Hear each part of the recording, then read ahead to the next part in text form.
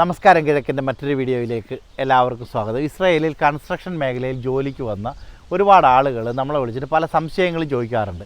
അതിൽ പ്രധാനമായിട്ടും ആളുകൾ ചോദിക്കുന്ന രണ്ട് സംശയങ്ങളാണ്. ഒന്ന്, ഇസ്രായേലിലെ കൺസ്ട്രക്ഷൻ വിസ ചേഞ്ചബിൾ ആണോ, അല്ലെങ്കിൽ കമ്പനി ചേഞ്ച് ചെയ്യാനായിട്ട് ഇസ്രായേലിൽ സാധിക്കുമോ. രണ്ടാമത്തതെന്ന് വെച്ച് കഴിഞ്ഞാൽ ഏതെങ്കിലും ഒരു സാഹചര്യത്തിൽ ഒരു എംപ്ലോയർ അഥവാ കമ്പനി ടെർമിനേറ്റ് ചെയ്യുന്ന സാഹചര്യത്തിൽ അവർക്ക് പുതിയൊരു ജോലി അന്വേഷിച്ച് കണ്ടുപിടിക്കാൻ പറ്റുമോ ഇസ്രായേലിൽ തന്നെ, അഥവാ നാട്ടിലേക്ക് പോകേണ്ട ഒരു സാഹചര്യം ഉണ്ടാകുകയാണെങ്കിൽ അവർക്ക് നാട്ടിൽ പോയതിന് ശേഷം വീണ്ടും ഇസ്രായേലിലേക്ക് തിരിച്ചു വരാൻ പറ്റുമോ എന്നുള്ളൊരു കാര്യം. ആദ്യം തന്നെ നമുക്ക് ഈ കൺസ്ട്രക്ഷൻ വിസയെ രണ്ടായിട്ട് കാറ്റഗറൈസ് ചെയ്യാം. ഒന്ന്, B1 കൺസ്ട്രക്ഷൻ വർക്ക് വിസ. രണ്ടാമത്തെന്ന് വെച്ചാൽ B1 എക്സ്പേർട്ട് വർക്ക് വിസ. ആദ്യം നമുക്ക് B1 കൺസ്ട്രക്ഷൻ വർക്ക് വിസയെക്കുറിച്ച് സംസാരിക്കാം. ഈ വിസയുടെ ഒരു പ്രത്യേകത എന്ന് വെച്ചാൽ ഇതൊരു LMC കമ്പനി ആയിരിക്കും നമുക്ക് ഈ വിസ പ്രൊവൈഡ് ചെയ്യുന്നത്, അഥവാ ഒരു ലൈസൻസ്ഡ് മാൻ പവർ കമ്പനി ആയിരിക്കും നമുക്ക് ഈ വിസ പ്രൊവൈഡ് ചെയ്യുന്നത്. ഈ വിസയുടെ കാലയളവ് എന്ന് വെച്ച് കഴിഞ്ഞാൽ 5.3 അഥവാ 5 വർഷവും 3 മാസം കാലയളവ് വരെ നമുക്ക് പ്രത്യേകിച്ച് റെസ്ട്രിക്ഷനുകളില്ലാതെ ജോലി ചെയ്യാവുന്ന ഒരു സാഹചര്യത്തിലാണ് നമുക്ക് ഈ വിസ അടിച്ചു കിട്ടുന്നത്. എല്ലാ വർഷവും അല്ലെങ്കിൽ മാസത്തിൻ്റെയോ വർഷത്തിൻ്റെയോ കാലയളവ് റിന്യൂ ചെയ്യുന്ന രീതിയിലായിരിക്കും. അത് നമ്മുടെ പാസ്പോർട്ടിൻ്റെ വാലിഡിറ്റിയും അവരുടെ പ്രൊജക്റ്റ് വാലിഡിറ്റിയും ഒക്കെ ഡിപ്പെൻഡ് ചെയ്തിരിക്കും. അപ്പോൾ നമുക്ക് ഈ 5.3 കാലയളവിനിടയ്ക്ക് നമുക്ക് സാധാരണ ഇസ്രായേലിലുള്ള ഏതൊരു വർക്കറേയും പോലെ അല്ലെങ്കിൽ ഏതൊരു എംപ്ലോയറേയും പോലെ നാട്ടിൽ പോകുന്നതിനോ തിരിച്ചു വരുന്നതിനോ പ്രത്യേകിച്ച് പ്രശ്നങ്ങളൊന്നും തന്നെ ഉണ്ടാവില്ല. എന്ന് മാത്രമല്ല, ഏതെങ്കിലും ഈ ഒരു LMC കമ്പനിയുടെ ഏതെങ്കിലും ഒരു പ്രൊജക്റ്റിലായിരിക്കും നമ്മൾ വർക്ക് ചെയ്യുന്നത്. അവർക്ക് ഈ പ്രൊജക്റ്റ് തീരുകയാണെങ്കിൽ വേറൊരു പ്രൊജക്റ്റിലേക്ക് നമ്മൾ മാറ്റാനായിട്ട് സാധിക്കും, അല്ലെങ്കിൽ അവരുടെ തന്നെ മെയിൻ്റനൻസ് ഡിപ്പാർട്ട്മെൻറ്റിലേക്കോ അല്ലെങ്കിൽ പ്രൊഡക്ഷൻ ഡിപ്പാർട്ട്മെൻറ്റിലേക്കോ ആ LMC കമ്പനിയുടെ അണ്ടറിൽ നമുക്ക് ജോലി ചെയ്യാനായിട്ട് സാധിക്കും. ഇനി ഈ വിസ ചേഞ്ചബിൾ ആണോ?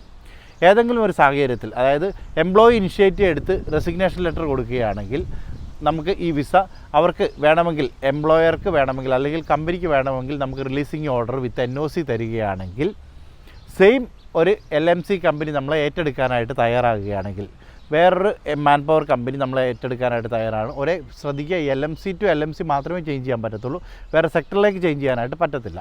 LMC കമ്പനി നമ്മളെ ഏറ്റെടുക്കാനായിട്ട് തയ്യാറാകുകയാണെങ്കിൽ നമുക്ക് ലീഗലി റിലീസിങ് ഓർഡർ വിത്ത് NOC കിട്ടി പുതിയ കമ്പനിയിൽ അത് പ്രൊഡ്യൂസ് ചെയ്യുകയാണെങ്കിൽ നമുക്കത് മാറാനായിട്ട് സാധിക്കും വിസ. പക്ഷേ പലപ്പോഴും ഇതിൻ്റെ സാധ്യതകൾ പരിശോധിക്കുന്ന സമയത്ത് പുതിയൊരു എംപ്ലോയിയെ ഇന്ത്യയിൽ നിന്ന് കൊണ്ടുവരാനായിട്ട് ഇവിടെ നിലവിലുള്ള ഒരു എംപ്ലോയിയെ ചേഞ്ച് ചെയ്യുന്നതിൻ്റെ അത്രയും നിയമപ്രശ്നങ്ങളില്ല. കാര്യം പഴയ കമ്പനിയിൽ NOC വേണം. ആ NOC നമുക്ക് മിനിസ്ട്രി ഓഫ് ഇൻറ്റീരിയറിൽ അപ്രൂവ് ചെയ്ത് കിട്ടണം ഈ കമ്പനിക്ക്. അതുപോലെ തന്നെ അവരുടെ HR ഡിപ്പാർട്ട്മെൻറ്റും അവരുടെ ലീഗൽ ഡിപ്പാർട്ട്മെൻറ്റും ഇതിനു വേണ്ടി അമിതമായിട്ട് ജോലി ചെയ്യേണ്ടതായിട്ട് വരും. സോ ടെക്നിക്കലി എക്സ്പേർട്ട് കാറ്റഗറിയിൽ വരുന്ന ആളുകൾക്കൊക്കെയാണ് കൂടുതലും, അല്ലെങ്കിൽ ഇൻഡസ്ട്രിയൽ കാറ്റഗറിയിൽ വരുന്ന ആളുകൾക്കൊക്കെ ആയിരിക്കും കൂടുതലും ഇങ്ങനെ വിസ ചേഞ്ച് ചെയ്ത് കിട്ടാനായിട്ട് സാധ്യത. അല്ലെങ്കിൽ സാധാരണയായിട്ട് ഇപ്പോൾ മേഷനോ വെൽഡറോ വർക്കറോ അല്ലെങ്കിൽ അങ്ങനെയുള്ള വർക്കിംഗ് കാറ്റഗറിയിൽ വരുന്ന ആളുകൾ ചേഞ്ച് ചെയ്യാനായിട്ട് വളരെ സാധ്യത കുറവാണ്. കാരണം അങ്ങനെയുള്ള man power, large quantity of man power ഇന്ത്യയിൽ നിന്ന് അവൈലബിൾ ആയതുകൊണ്ടും അവർക്ക് വളരെ ഈസി ആയിട്ട് കൊണ്ടുവരാനായിട്ട് സാധിക്കുന്നത് കൊണ്ടും അങ്ങനെയുള്ള ചാൻസസ് വളരെ കുറവാണ്. ഇനി ഒരു എംപ്ലോയർ അല്ലെങ്കിൽ കമ്പനി ടെർമിനേറ്റ് ചെയ്യുകയാണെങ്കിൽ നമുക്ക് വിസ ചേഞ്ച് ചെയ്യാമെന്നുള്ളതാണ് അടുത്ത സാധ്യത. ഈ ടെർമിനേഷൻ ലെറ്റർ വിത്ത് NOC കൊടുക്കുകയാണെങ്കിൽ, പുതിയൊരു കമ്പനി നമ്മൾ ഏറ്റെടുക്കാൻ തയ്യാറാകുകയാണെങ്കിൽ നമുക്ക് വേണമെങ്കിൽ കമ്പനി ഇവിടെ ചേഞ്ച് ചെയ്യാൻ സാധിക്കുന്നതാണ്. അതുപോലെ തന്നെ നമുക്ക് മറ്റ് വിസകൾക്കുള്ളതുപോലെ തന്നെ 90 ദിവസത്തെ ആ പ്രയോറിറ്റി പീരീഡ് നമുക്ക് ഈ വിസയിലും അവൈലബിൾ ആണ്. അഥവാ നമ്മുടെ ലാസ്റ്റ് എംപ്ലോയ്മെൻറ്റ് ഡേറ്റ് എന്താണോ, ടെർമിനേറ്റ് ചെയ്തതോ റെസിഗ്നേഷൻ ചെയ്തതോ ആയിക്കോട്ടെ, ലാസ്റ്റ് എംപ്ലോയ്മെൻറ്റ് ഡേറ്റ് എന്താണോ ആ എംപ്ലോയ്മെൻറ്റ് ഡേറ്റിൽ നിന്നും 90 ദിവസം വരെ നമുക്ക് ലീഗലി ഇസ്രായേലിൽ നിൽക്കാനും, നമുക്ക് മറ്റ് ഇപ്പോൾ കെയർ ഗിവർ സെക്ടറിലൊക്കെ ആളുകൾ പല ഏജൻസികളിലൊക്കെ പോകുന്നത് പോലെ പല കമ്പനികളിൽ പോയി നമുക്ക് റെസ്യൂംസ് അവിടെ വയ്ക്കാനും, അതുപോലെ തന്നെ നമുക്ക് ഈ 5.3 ഉള്ളിലാണെങ്കിലാണ് ഞാൻ പറയുന്നത്, ആ കമ്പനി ഏറ്റെടുക്കാനായിട്ട് തയ്യാറാണെങ്കിൽ നമുക്ക് വിസ ചേഞ്ച് ചെയ്യാവുന്നത് ആണ്. അതുപോലെ തന്നെ B1 എക്സ്പേർട്ട് വർക്ക് വിസയെക്കുറിച്ചാണ് ഇനി നമ്മൾ ചർച്ച ചെയ്യാൻ ശ്രമിക്കുന്നത്. B1 എക്സ്പേർട്ട് വർക്ക് വിസയുടെ ഒരു പ്രത്യേകത വെച്ചാൽ ഒരു ഷോർട്ട് ടൈം പ്രൊജക്റ്റിലേക്കായിരിക്കും കൂടുതലും ആളുകളെ കൊണ്ടുവരുന്നത്. പിന്നെ വേറൊരു പ്രത്യേകം, ഈ എക്സ്പേർട്ട് വർക്ക് വിസയിൽ വരുന്ന ആളുകൾ കൂടുതലും ടീം ലീഡേഴ്സ്, മാനേജേഴ്സ്, എൻജിനീയേഴ്സ് അല്ലെങ്കിൽ ടെക്നിക്കലി എക്സ്പേർട്ട് കാറ്റഗറിയിൽ വരുന്ന ആളുകൾക്കായിരിക്കും കൂടുതൽ എക്സ്പേർട്ട് വർക്ക് വിസ കൂടുതലായിട്ടും കൊടുക്കുന്നത്. അല്ലെങ്കിൽ എക്സ്പേർട്ട് വർക്ക് വിസയിൽ പ്രൊജക്റ്റിൽ വേണ്ട, ഈ പർട്ടിക്കുലർ പ്രൊജക്റ്റിന് വേണ്ട പർട്ടിക്കുലർ ആളുകൾ ആണെങ്കിൽ അവരെ ആയിരിക്കും കൂടുതലും നമുക്ക് ഈ ഒരു പ്രൊജക്റ്റിലേക്ക് കൊണ്ടുവരുന്നത്. അപ്പം ഏതെങ്കിലും ഒരു സാഹചര്യത്തിൽ പ്രൊജക്റ്റ് തീരുന്ന ഒരു സാഹചര്യം വരികയാണെങ്കിൽ, ഫോർ എക്സാമ്പിൾ കഴിഞ്ഞ ദിവസം എന്നെ ഒരു ചേട്ടൻ വിളിച്ചു. ആ ചേട്ടൻ വിളിച്ചിട്ട് പറഞ്ഞതെന്ന് വെച്ചാൽ, മോനെ ഞാൻ വന്നിട്ട് 8 മാസമായിട്ടുള്ളൂ, പക്ഷേ എൻ്റെ കമ്പനി എന്നെ ടെർമിനേറ്റ് ചെയ്ത് എനിക്ക് കമ്പനി ഇനി മാറാൻ പറ്റുമോ എന്നാണ് ചോദിച്ചത്. ഈ എക്സ്പേർട്ട് വർക്ക് വിസയുടെ പ്രത്യേകത എന്ന് വെച്ച് കഴിഞ്ഞാൽ ലോക്കൽ ട്രാൻസ്ഫർ നമുക്ക് ചെയ്യാൻ സാധിക്കില്ല.